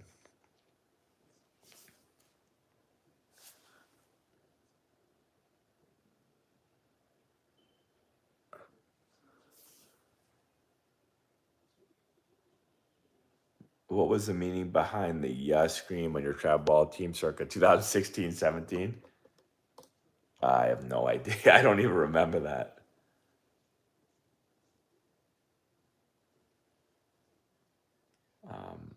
Yeah, I do a lot of yelling at fall ball. Um, Not like yelling, like I'm not screaming at players, but one thing I do when I coach is I try to never, and this might be new or different for some players, like I don't ever coach a player. I shouldn't say never because I do. Sometimes when a player has an at bat and they come back after that bat, I'm going to coach them. But like in fall ball, any situational thing, any base running thing, anything that happens in the game, I don't ever wait till the player comes back and then talk to the player one on one. I first talk to the whole team, then I might grab the player and talk to them. So, for instance, like today, I didn't like. There was like 1,000 things I didn't like, but just one example, I didn't like the way a runner at second took his secondary lead, especially with 2 outs and 2 strikes. I thought it was just kind of lazy.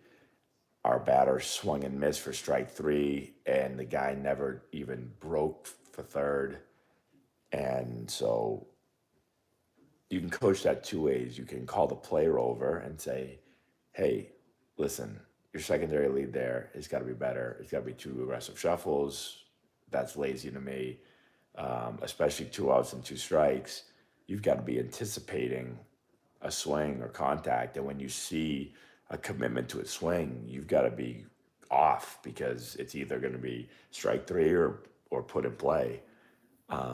But I don't do that. Instead, I yell, and I have to yell very loud so everyone can hear me, and I scream and say, everybody, listen up. And then I explain like I just did to you, but I explain it to everybody. So I think at first sometimes players might, be like, I always tell the guys, like, I'm not picking on anybody, but I call it out and I try to coach everyone because what I don't what doesn't help the team, I don't think, is when if I were just to call that one player over and just talk to that one player, like, yeah, he just learned something, but, the other 20 something kids didn't learn anything. So after 9 hours of doing that, my voice starts to go a little bit because I'm constantly doing it.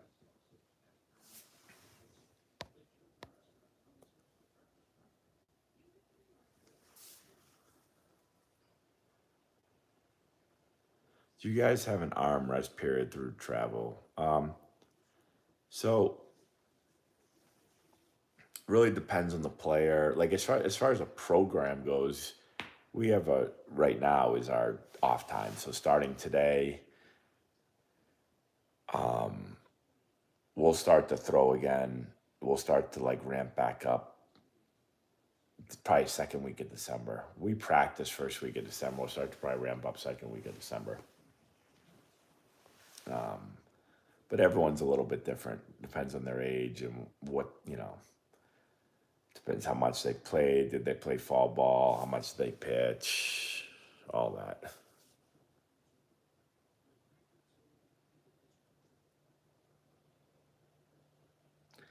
Yeah, I think. Excuse me. I agree with that statement that you had just made, Brian. I think that a lot of players, a lot of young players, especially, miss out because they only listen when the coach is talking to them. You know, but there's so many moments. If you just watch the game, just watch the game, you can learn a lot. But then if you watch the game and then listen to what the coach is saying to everyone else, you learn a ton. And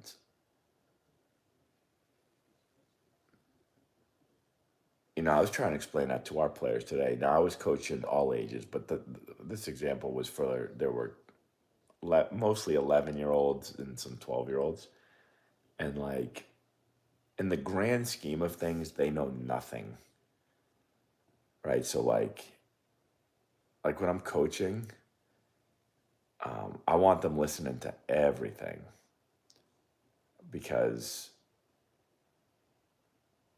they don't know what they don't know. They have no idea that they know nothing. And that's one thing. That was like my first lesson in coaching is never assume that they know something because I used to assume that people knew stuff. Now I know because I coach enough to know now. Like most kids don't know anything, but at first I used to not coach as much stuff because I would always be like, "Oh, they know that. They know that. They gotta know that." And then after you coach for a little, you realize like, wow, like a lot of kids don't know anything. But there's so much you can coach.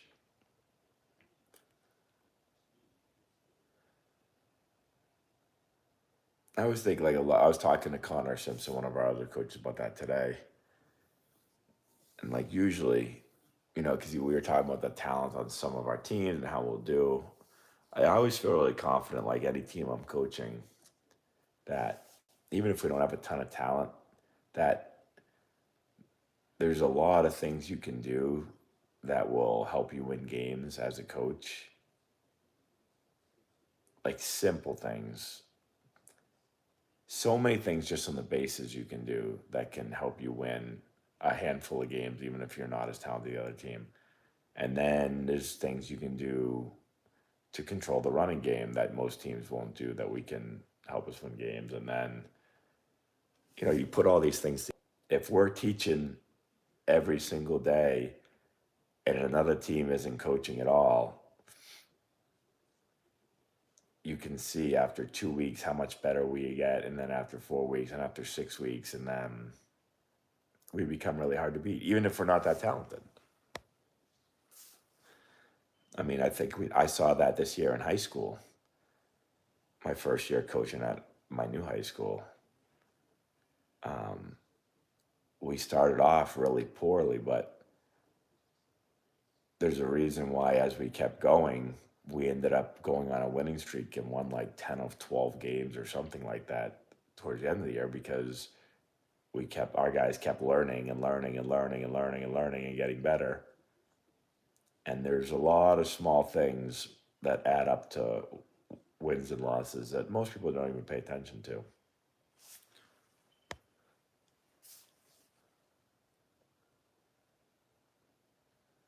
Yeah, I agree with you, Ashley.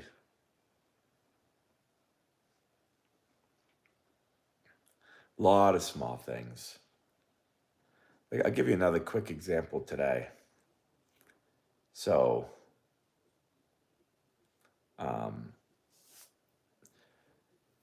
pitcher got on the mound, and at our fall balls, like I'm on the field, So like I can call time. We play. It's a game, but it's a controlled game. So I was watching a pitcher pitch, and just watching the way he was holding runners at second, and we had a guy at second that isn't the fastest guy in the world. Two of them. I won't say their names on here, but if you're watching, you know who you are. Um, and so I watched the pitcher for a second, and I just watched the way he held runners, and we didn't steal third. And then I ran out to the base runner that was at second, and I just leaned in and I said, he never gives more than two looks. That's his max looks. So when he looks at you the second time, the second he turns his head, I want you to go, because he was doing he was mixing between one and two looks, but when he would look the second time, he'd look at you, he'd look away. When he looked back the second time, he'd look away and pitch. And that was the rhythm. And I knew that on the second look, once he looks away, we'll time it up perfectly, we'll steal. I don't care how fast or slow you are. So we waited. He got out there, and the second he looked the second time, I said, here we go. And he looked away. We took off. We stole third easy.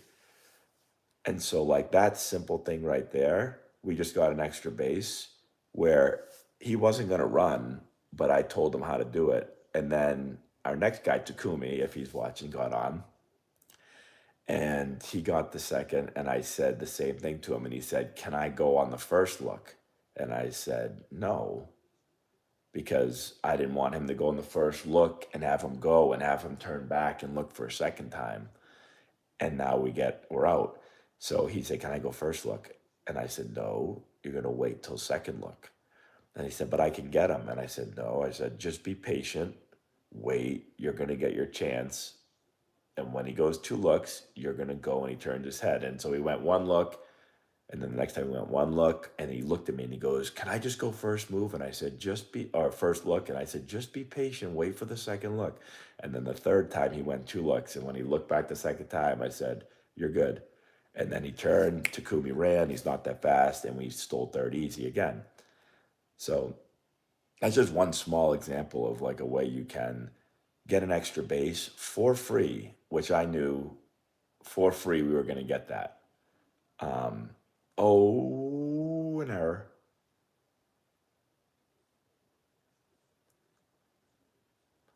And so when I started coaching at high school this year, like, our guys weren't doing that at all. Like, so I had to kind of teach them all that.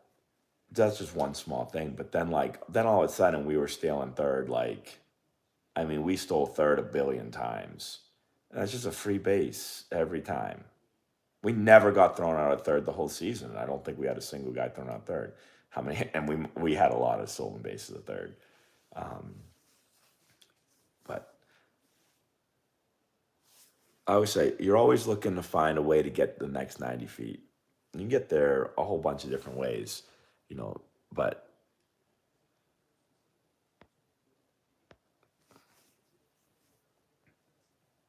who do you have cut on a ball to right and it's a cut to third? Do you have the short? I have the shortstop. Second baseman goes to second.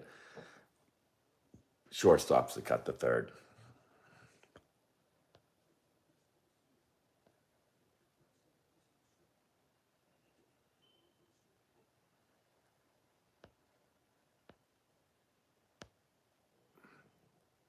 I need a Brandon Marsh beard. Yeah, I don't like beards. When I have a beard, it just means I haven't had time to shave, but I don't like beards. Oh, Jack Antonelli is at his cigar bar. Must be a pretty happening place if you're watching YouTube.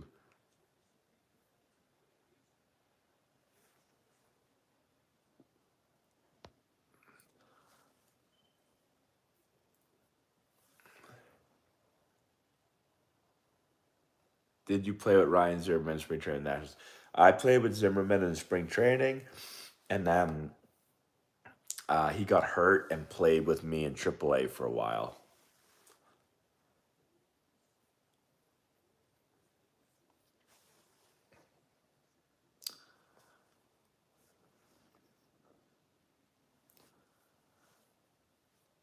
Yeah, I kind of wish sometimes I was a catcher. One thing I don't, the only thing, the thing I like about coaching more than playing a lot is that when you're playing, you get up once, then you can't get up again for a half an hour, 45 minutes. And when you're in the field, you might be out there the whole game and never get a ball. As a coach, I feel like I'm hitting with every hitter. I feel like I'm fielding with every fielder. I feel like I'm pitching with every pitcher. So I feel like I'm part of the game, the whole game, which I really like. As a catcher, you are part of the game every play. So I kind of wish I was a catcher looking back now. Watching the Michigan game.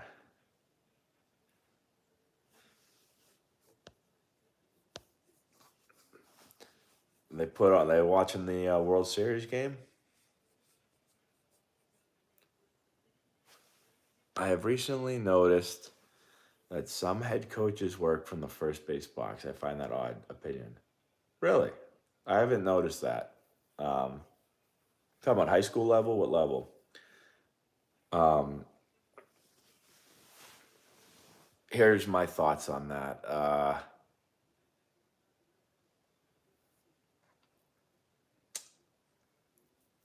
If oh golly, this bot is back.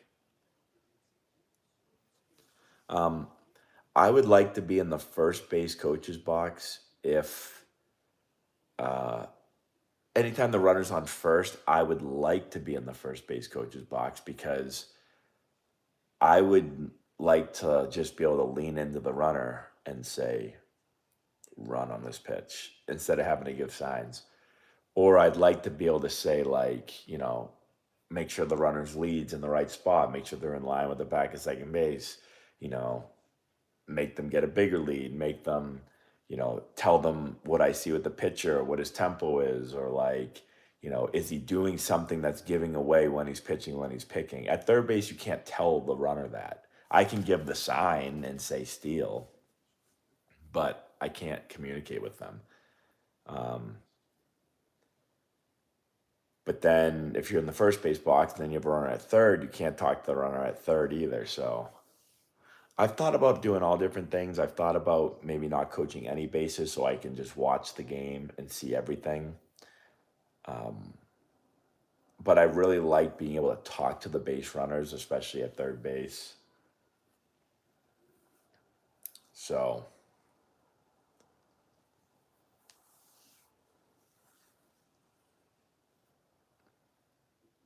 yeah, I don't know. That might be why the coaches go to first. Maybe they feel like they can, you're going to have more runners at first base, but then you're also going to have um,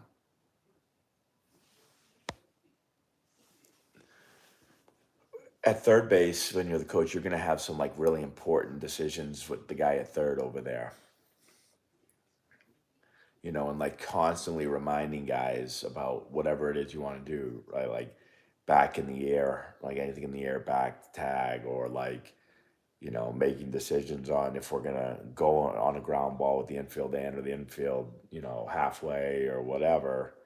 Um, or if it's we're gonna steal and I want to talk it through with a third base runner and tell them how to read it, or do I want them to run, do I not want them to run, do I like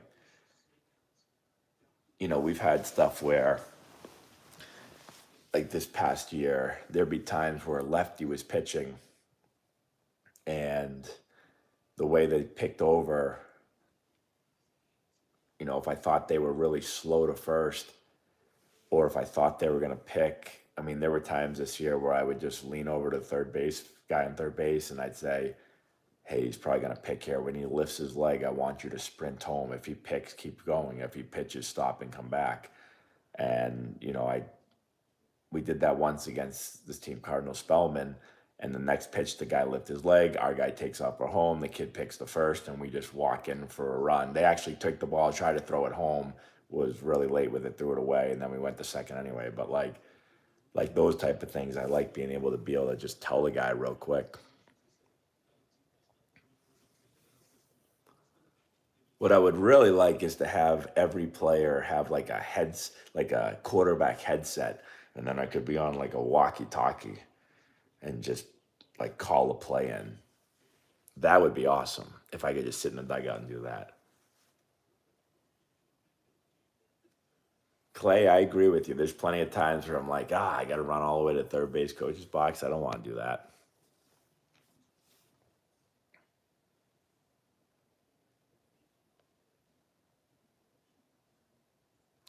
What are some tips on making it to the next level? Be really, really good. I'm just kidding. You do have to be really, really good. Yeah, making it to the next level. Well, you do have to be really good, but I think you have to. There's a lot that goes into it. Some of it is luck. A lot of it is a lot of dedication to your craft and getting better. So some guys say they want to get to the next level, but their work habits are just not very good. You have to be really dedicated to be able to play at the next level, like really dedicated.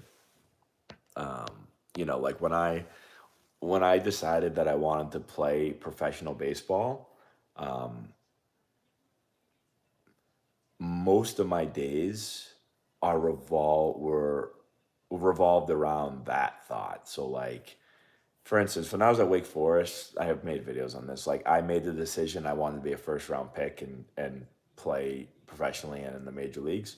Um, I'll be honest. I tell everyone like, oh yeah, I went to Wake Forest for the education. Like I really didn't care when I was there. I'm not telling kids to do this, but like when I woke up in the morning, I wasn't like, yay, math class. I was like, okay, after math, I'm going to go and I'm going to make sure I get my swings in.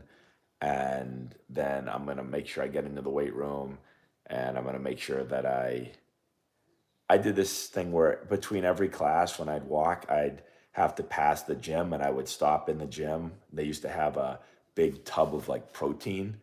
It was just a free, huge like barrel of protein. And I used to, in between every class, I'd walk, I'd stop in the gym, I'd get water from the faucet, dump in a scoop of protein, and then drink that on my way to class. And then I would do it on the way back. And and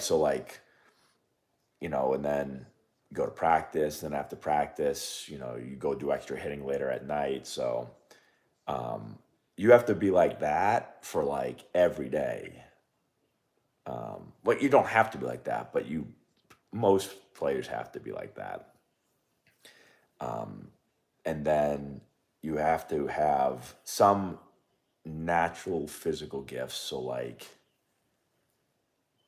I've heard people say, I don't know if Deion Sanders said, he's like, when you wake up in the morning, your feet hit the ground, like you're either fast or you're not. And to some degree, obviously you can work on speed and strength and all that, but like you have to have some genetic gifts, like some guys are just fast. I've usually been fast my whole life. Not that I worked on my speed a ton, but I was fast. Um, like my body naturally doesn't put body fat on very easily and naturally can put muscle on really quickly. I'm just lucky. Some players can't do that. Um, there's other things naturally that I don't have, like the mental side of games. Some players are wired a certain way mentally. Some players are wired extremely confident all the time. I was wired a little bit less confident as a player, where I always kind of thought that I wasn't as good as I probably was, which in some ways helped me a lot because it made me practice really hard because I always felt like I wasn't that good. But in some ways hurts you because you're not as confident in games sometimes when you should be, and that may hurt you. So some of it is the way you're wired, and just you know, did you win the genetic lottery or not? So I've seen some players that work extremely hard, but they just don't have it. Like they're gonna work as hard as they possibly can, but Unfortunately, they didn't win the genetic lottery and they just don't got it. You can work all you want and you're going to throw 83 and that's all you got in the tank, unfortunately.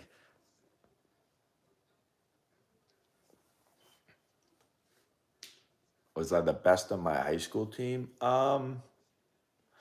We had some really good players on my high school team. So, excuse me. Um,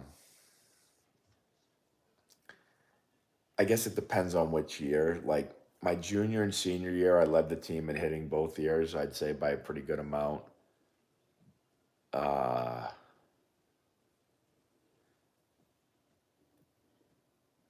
so I mean, I guess I would say I was the best player my junior and senior year. My sophomore year, we had some really good players. We had some really good players all the years. But I would say probably as far as like being able to run, throw, hit, those things. I'm probably the most talented player on my high school team. Yeah.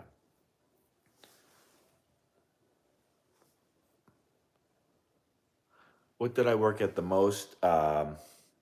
Hitting and strength training were the two things I worked on the most. I should have probably worked on defense more. I always enjoyed hitting more than fielding, and I really enjoyed working out. So I noticed pretty quickly how big of an effect working out had on me. So I hit no home runs in high school. I never had a career home run, and by my junior in college, I started the season at about two. I weighed in 216. I remember the day before the season, and by junior year at 215, 16 pounds, I could hit the ball. I could never hit a home run in high school batting practice, and in college by my junior year, I mean, if I wanted to, I could hit one out almost not every swing, but if I wanted to hit home runs in batting practice, I could hit them way out. And that was a lot of that was due to my strength training. So those were the two biggest things that I worked on.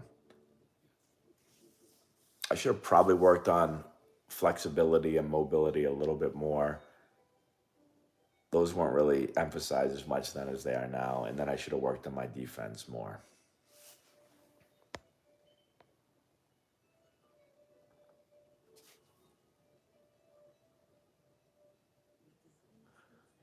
You said it best in a longer video. Love the game and embrace your grind. Yeah, yeah. I think it's going to take a lot of hard work to make it to a high level. So if you don't really enjoy it, you'll never put in the work. Like never did I go to the weight room or go hit and be like, I don't want to be here. That's why I ended up doing pretty well at those things because I always wanted to do it. There's a reason why my grades weren't very good in college because I had no interest in being in in class. So, it's hard to do well at something. When I went back to college as a 30-year-old senior, after I got released, I went back to college. I got straight A's. Some of that was because Laura helped me write my papers, but a lot of it was I didn't have baseball anymore. So then I said, well, I'm in school and I don't have baseball anymore. I'm going to actually apply myself and want to do really well. And then I did really well because I wanted to. And it's the same when I was a player. I wanted to do well, but I really enjoyed I go to the field all the time by myself. Tell you a quick story. My junior year, I read a scouting report. My sophomore year, going into my junior year, Peter Gammons wrote this thing that said projected first round, and they didn't have me in it. They had me as like a player to watch or something, and it said that I didn't have enough power, and that's when I became obsessed with trying. That's when I kicked up basically my weight training from I was probably 200 pounds my sophomore year, and then I put on another 15, 16 pounds because I was like, Well, if he says I don't have any power, I got to figure out how to hit for more power. So I put a lot of weight on, and then I would go up to the field probably every day at Wake Forest. And back then, we didn't have like pitching machines that could pitch to you and those type of things. So I'd put a ball on a tee on the field by myself, and I just tried to hit I just tried to hit home runs. I just said, so I would switch up. I'd use my bat. I'd use a light fungo, and I just hit like every day. And I just said, I need to figure out a way to hit the ball over the fence on a tee. And I said, if I can do it on a tee, then I know I can do it in the game. So I would lift a lot and I would go up and I would just smash balls off the tee and just try to hit homers um, to improve my power. So, and I love doing it every day. Like I never went up there and was like, I don't want to do this today. Like that for me was a lot of fun. Some people might think that's horribly boring, and that's why they probably, won't be good at baseball. But those maybe there's something else that they really like and they'll be good at.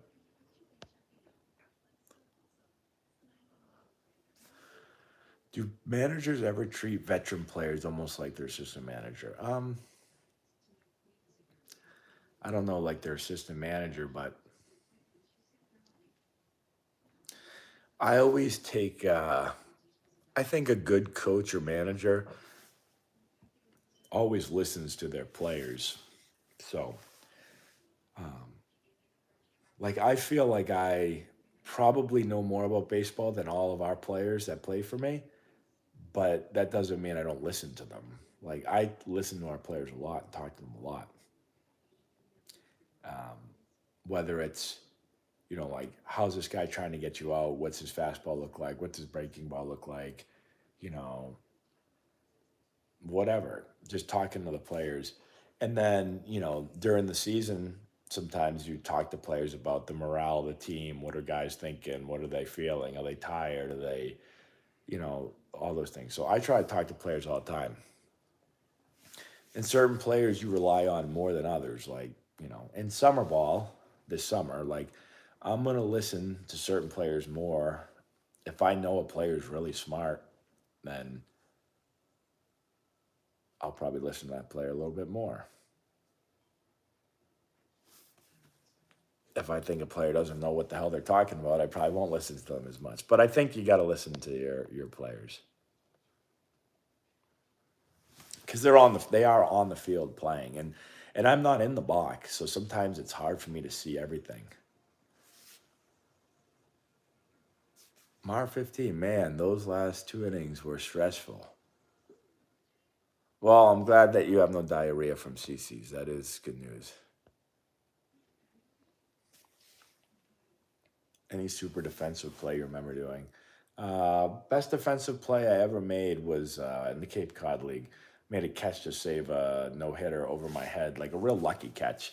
I can't even say it was a skillful catch because I didn't even see the ball go in my glove. Just got really lucky, but that was my best play. Again, it was at Chatham to preserve a no hitter that we actually had two. Then we went to 2 outs in the last inning, and they got a hit to break up the no hitter.